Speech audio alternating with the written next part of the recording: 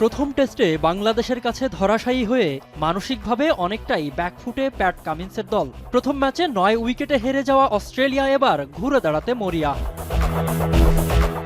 সেই লক্ষ্যেই ম্যাকাইতে হতে যাওয়া দ্বিতীয় টেস্টের ১৩ সদস্যের স্কোয়াডে এক পরিবর্তন এনেছে অজি ক্রিকেট বোর্ড।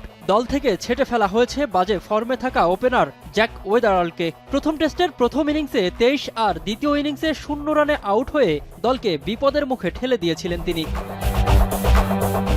ওয়েদারাল্ডের জায়গায় প্রায় ৩ বছর পর অজিদের টেস্ট স্কোয়াডে ফেরানো হয়েছে বাঁহাতি ব্যাটার ম্যাথিউ রেনশোকে। টেস্টের টপ অর্ডারে প্রয়োজনীয় ধৈর্য আর অভিজ্ঞতা যোগ করতেই রেনশোর উপর ভরসা রাখছেন নির্বাচকরা।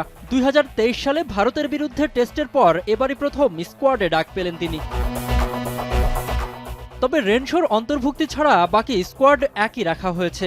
বাজে ফর্মে থাকা ল্যাবুশেনকে বাদ দেওয়ার গুঞ্জন উঠলেও আরও একবার তাকে সুযোগ দিয়েছেন কোচ অ্যান্ড্রু ম্যাকডোনাল্ড।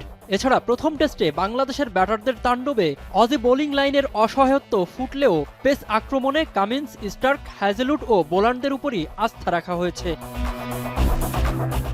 বাংলাদেশের বিপক্ষে সিরিজ বাঁচানোর এই লড়াইয়ে রেনশোর ফেরা অজিদের ভাগ্য বদলাতে পারবে কিনা সেটাই এখন দেখার বিষয়।